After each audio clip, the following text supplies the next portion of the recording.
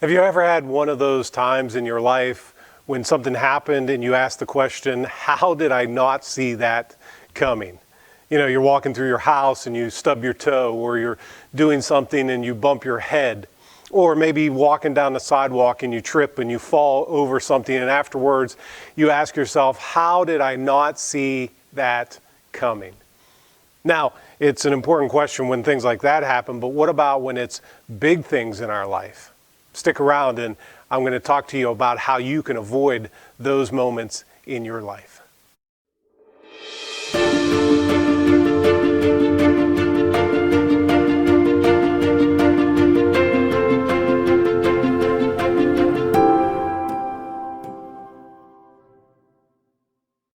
It happened to me a couple years ago. I was at a local Walmart and I was buying some groceries. I got done, I came out to my car, put the groceries in the back of the car, got into my car and started to pull out of the parking spot.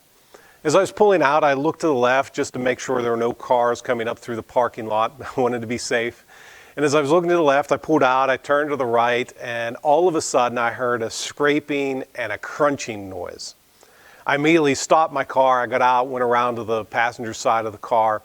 And what had happened was when I was turning to the right, there was one of those big yellow concrete poles that you find all over parking lots that I had turned into. And I stood there and I had crunched in the two doors on the passenger side. There was yellow paint down the side of my car, and I looked at that. I looked at the pole. I stood there for about a minute. And all of a sudden, I said out loud, I said, how did I not see this? I took the car to the repair shop, and the itemized list of things that needed repair was about 9-10 pages long. The bill was close to $10,000, all because I did not see what was coming. A few days later, I was at that same parking lot with my wife Beth, my daughter Hope, and I showed them where I was parked. I showed them the pole that I had turned into, and almost in unison, they both looked at me and said, how did you not see that pole? And then it dawned on me, a very important truth just dawned on me at that point, that had they been with me, they would have seen it, and I would have avoided a great accident. Now, it's bad enough when we crash our car or when we hit our head or stub our toe. Now those things, you know, relatively speaking, can be fixed pretty easily or heal pretty quickly. But think about the big regrets that you have in your life, the relational or the financial regrets that you have. And many times when we look back on those things, we begin to ask ourselves the question, how could I have been so foolish? Or how could I have been so blind? Or we ask ourselves the question, how could I have not seen this coming? Right? Oftentimes we'll say, how did I not see the warning signs? Like all the warning signs were there when I started this relationship with this person. Or all the red flags were there when I decided to go this route financially. How did I not see them, and now I have this mess that's much more difficult to fix and to heal? Because we all have those moments in our life where we have those big regrets. And here's the truth that really applies to us today, is that if you think, hey, I should have seen it coming, the truth is, if you had invited somebody into your life, they probably would have seen it coming. That relationship mess that you created in your life, if you had invited somebody in, they probably would have seen it coming. The financial mess that you look back on and say, how did I not see that coming? If you had invited somebody in your life, they probably would have seen it coming. And here is the reason why you and I don't see those things coming. The reason why we have these regrets is because we made unwise decisions. And the reason why we made unwise decisions, the reason why we couldn't see what was happening down the road, is because many times we were blinded by emotions. I love what Pastor Ken oftentimes says. He says, when emotions are stirred, vision is blurred. right? And when we make these unwise decisions, many times they're made in the midst of strong emotions. And they may be positive emotions like love or happiness or amusement. Or they may have been negative emotions like fear or anger or loneliness. But I can almost guarantee that if you were to go back and think about the greatest regrets that you had in your life, and you ask yourself the question, how could I have been so foolish? Or how could I have been so blind? Or why didn't I see this coming? Many times those unwise decisions were made in the midst of emotions. And again, the truth is that if you had invited somebody in, they probably would have seen it coming. Now, we've been talking for the last couple weeks, this series entitled Wisdom for Life. In the first week, I talked about what it means, what it looks like to be a wise person. And if you remember, if you were with me, I encouraged you to ask the question, what is the wise thing for me to do? Because just because something's not bad doesn't mean that it's good for us, or just because it's not wrong doesn't make it all right. And we need to ask the question in light of my past, in light of my present, in light of my future, what is the wise thing for me to do? But the problem is many times we live absent or away from wisdom. And I talked about that last week, and how sometimes we live as simple people or foolish people or people who are mockers. And the reason why we don't oftentimes live with wise decisions is because sometimes we can't see what the wise thing for us to do. Because of these emotions, many times we can't see which direction we should go.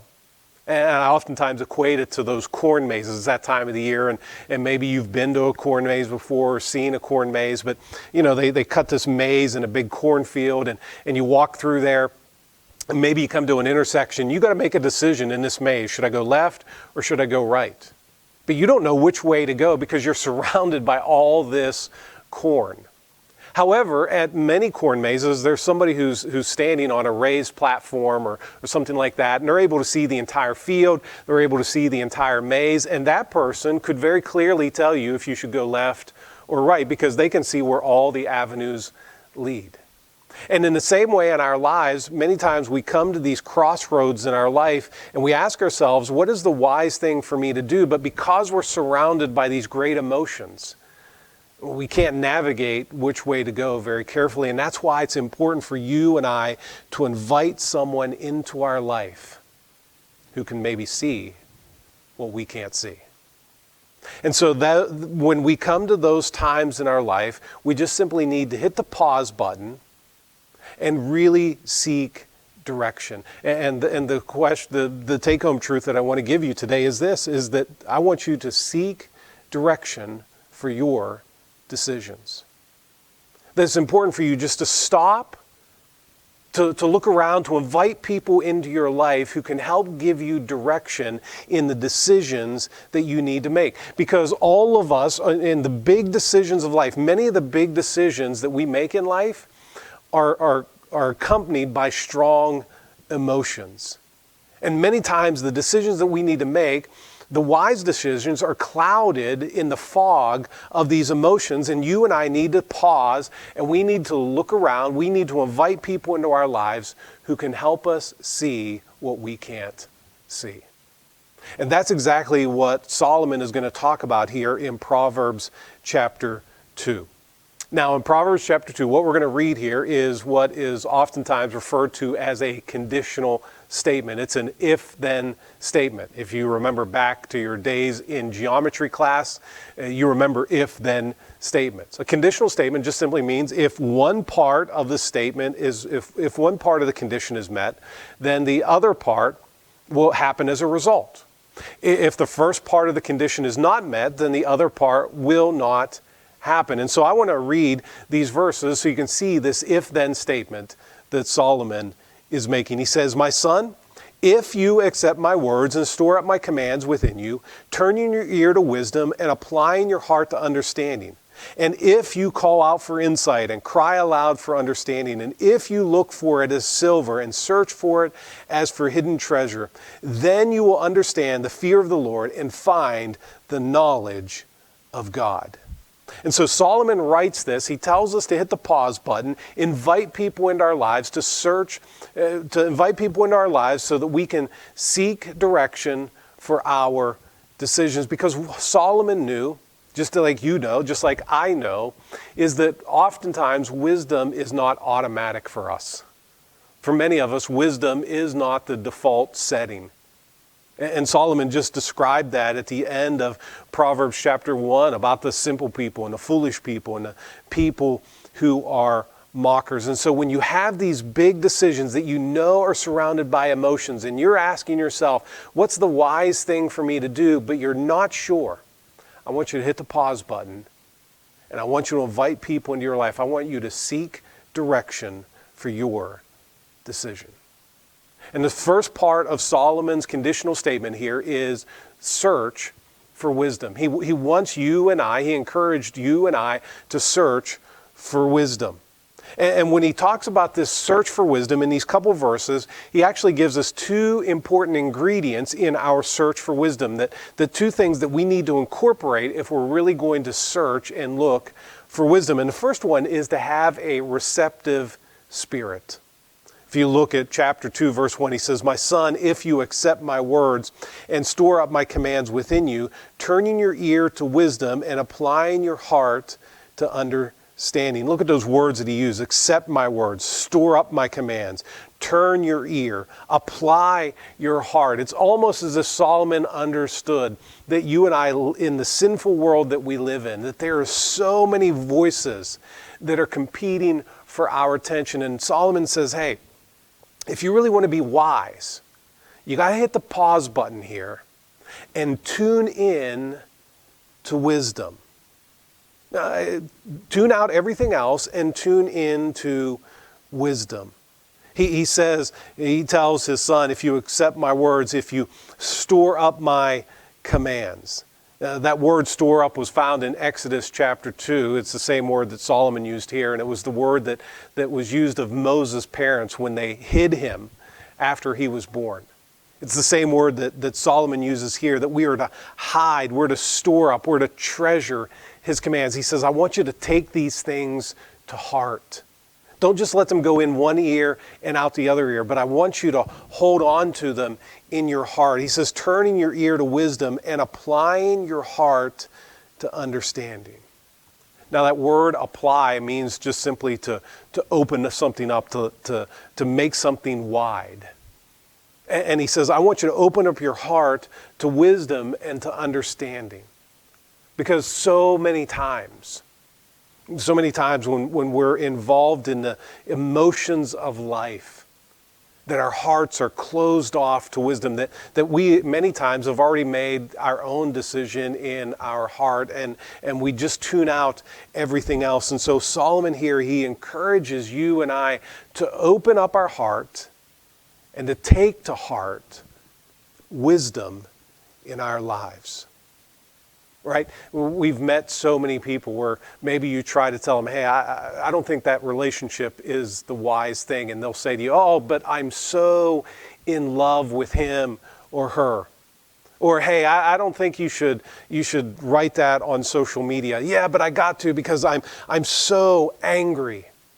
Or the person who has people in their life that tells them, hey, you need to put down the bottle. That's not wise for you to do that much drinking. And their response, yeah, but I'm just so lonely. Or, hey, I don't think right now is the wise time for you to purchase that car. But yeah, I've never had a new car before, and I'm so excited about this opportunity. Because many times our hearts are closed off to wisdom because our emotions have blinded us to what's down the road. And what Solomon encouraged you and I to do is to seek direction for our decision. Now, the order in which he says this is very important. He says, first of all, our heart has to be in the right place in order for us to seek out wisdom. Right? Because if our heart is not in the right place, it doesn't matter what people tell us. It doesn't matter who we go to for wisdom. We're not going to receive it. So he says our heart has to be in the right place, to have a receptive spirit. But then he says to make a diligent search. He says in verse 3, if you call out for insight and cry aloud for understanding. I mean, you can sense here the intensity of what Solomon is saying. Call out for insight. Cry aloud for understanding. When you call out, when you cry out, you're making everyone around you can hear that. And that's kind of, I think, what Solomon is trying to get across here, that you and I should be diligent to ask all the people around us for their wisdom, for their insight in the decision that you and I have to make. Because the truth is that God has placed in our lives, He's given us parents, He's given us wise friends, He's given us spiritual people in our lives who can act as counselors for us. And here Solomon tells us, he says, I want you to call out for insight. I want you to cry aloud for understanding. Make sure everyone around you, make sure you talk to everyone that's available. Invite people into your life who can advise you on this decision that you need to make. And then he goes on, he says in verse 4, and if you look for it as for silver and search for it as for hidden treasure. That word that Solomon used there for look, of course, means to look for something, but it also carries with it the idea of desiring something. He said your desire, you should desire to look for wisdom. If you look for it as for silver and search for it as for hidden treasure. He says you and I ought to desire, you and I ought to make a search for wisdom just like we would if we lost a pile of gold. This past spring, or this past summer, Pastor John and I were talking about trading cards, baseball cards and football cards and things like that. And in the midst of that discussion, we started talking about Jerry Rice, who maybe is the best wide receiver in the history of the NFL. And he was saying that he had noticed that there was a Jerry Rice rookie card that sold this year for $31,000. And as soon as Pastor John told me that, I immediately remembered that when I was a kid, I actually had 3 Jerry Rice rookie cards. I mean, they were in my card collection that was in my bedroom at the house that I grew up in. And so ever since John has told me that, every time I go to see my dad, I'm looking through the basement, I'm looking through storage closets, I'm looking through closets, I'm looking under furniture, I'm looking everywhere I can to see if I can find those boxes and those binders that have baseball and football cards in them. Now, I don't think I'm going to get $90,000 if I ever find those cards, but I look for them diligently because I see the value in them. And Solomon says the same thing, that you and I should be diligent to invite people into our lives, to ask them, what do you think is the wise thing for me to do? To gain wisdom and understanding for them, that we should value it because it's so important in our life. Listen to the things that Solomon said about opening our heart and our ears to wisdom. In Proverbs chapter 1:5, he says, let the wise listen and add to their learning, and let the discerning get guidance. In Proverbs chapter 12, verse 15, he said, the way of a fool seems right to him, but a wise man listens to advice. Proverbs 15:22, without counsel plans fail, but with many advisors they succeed. Proverbs 19:20, listen to advice and accept instruction that you may gain wisdom. See, the wisest person who ever lived placed a premium on getting advice from other people. And what Solomon knew was that wisdom seeks counsel. The wise person knows what they don't know. And so that's why Solomon encouraged you and I to seek direction for our decisions. And what we see next is the supply of wisdom. This is the second part of this conditional statement. He said, if you will have a receptive spirit, if you will make a diligent search for wisdom, then this is what will happen. He says in verse 5, then you will understand the fear of the Lord and find the knowledge of God. I mean, that's pretty simple. I don't need to really explain that much to you. He's simply saying, if you look for wisdom, if you search for wisdom, you're going to find wisdom. If you have a receptive spirit, if you make a diligent search, you will find wisdom. You'll find the wise thing to do. You'll have direction for your decision. But I also want you to look at verse 9, because this is the second then that he adds in his conditional statement. In verse 9, then you will understand what is right and just and fair, every good path.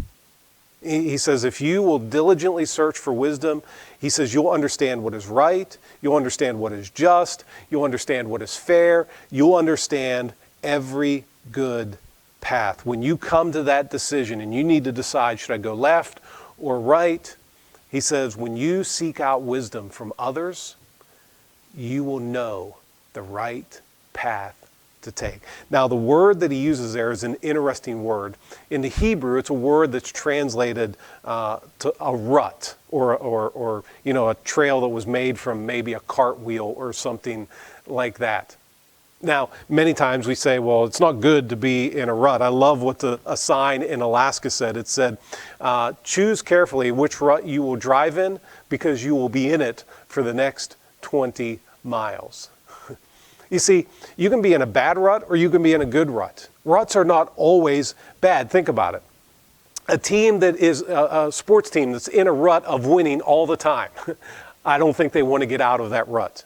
A business that's in the rut of just continuing to expand and continuing to offer more products and continuing to make more money, I don't think they want to get out of that rut. The investor that's in the rut of just making the wise investments time and time again, I don't think he wants to get out of that rut. Or just the person who's in the rut of making one wise decision after another does not want to get out of that rut. And that's exactly what Solomon says here. You will understand what is right and just and fair. And when you seek after wisdom, you will be in a good rut. And that's why it's important for you and I to seek direction for our decision, because he says in verse 10, for wisdom will enter your heart and knowledge will be pleasant to your soul. When you and I seek the advice of the people around us, when we seek direction for our decisions, it is pleasant to our souls.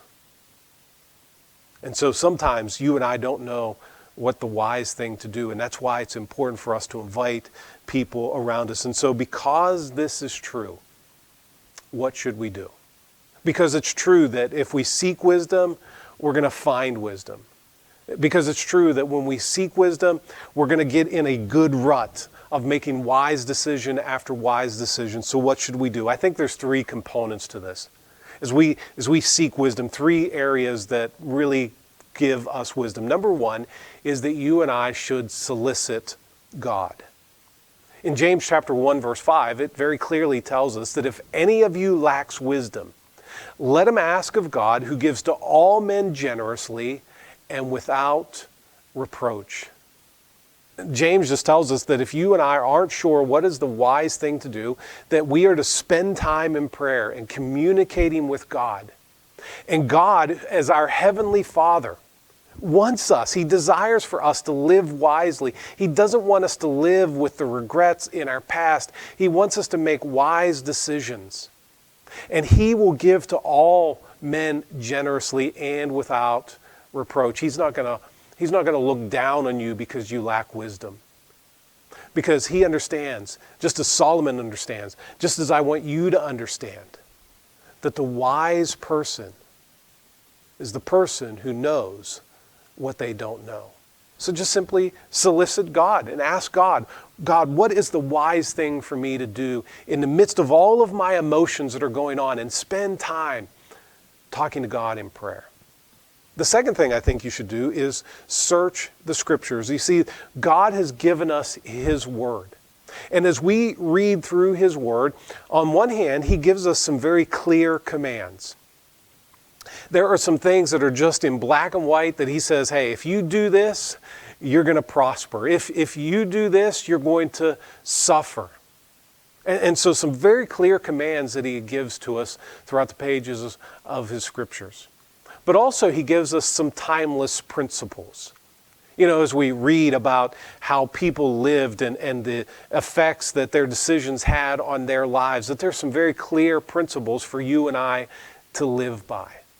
And so those two things coupled together, that's why it's important for you and I. It's one of the habits here at Hillside Community Church. Have daily devotions.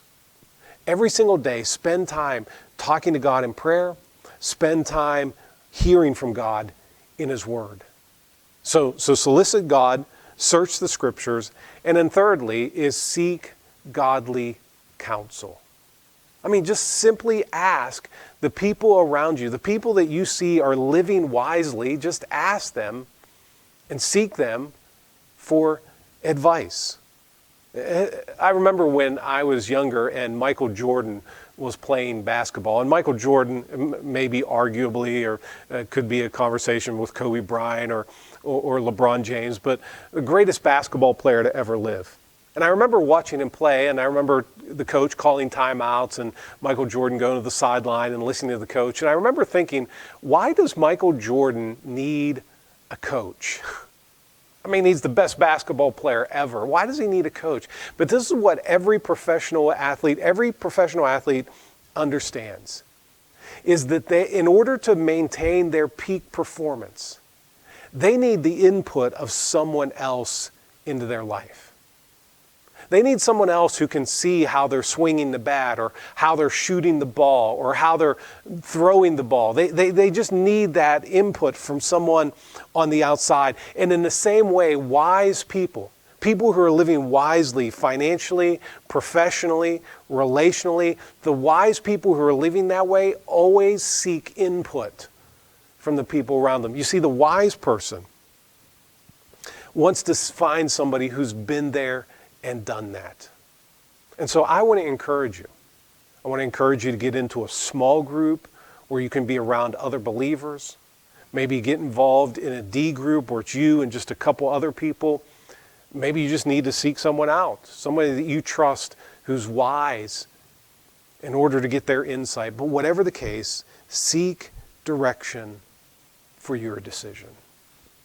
Because this is what I know, is that when we don't seek direction for our decisions and we make an unwise decision, we always seek counsel on the back end, right? I can't tell you how many people I've talked to and you know, they've had the relational crash or they've had the financial crash or they've had the emotional or the spiritual crash in their life. And many times when it all starts to fall apart and they have this big mess in their life, then they'll come and talk to me on the back end. But just imagine how many fewer regrets you would have in your life. Imagine how fewer crashes you would have in your life. Imagine how many fewer difficulties you'd have in your life if you sought counsel on the front end of the decisions that you need to make. Seek direction for your decisions. I told you at the beginning about the accident I had with my car. I got the car repaired, and it was about 2 or 3 months after I had got the car repaired when I got a call from my wife. And Beth told me over the phone, she said, yeah, I just backed into a wall and it created a dent on the back of our car.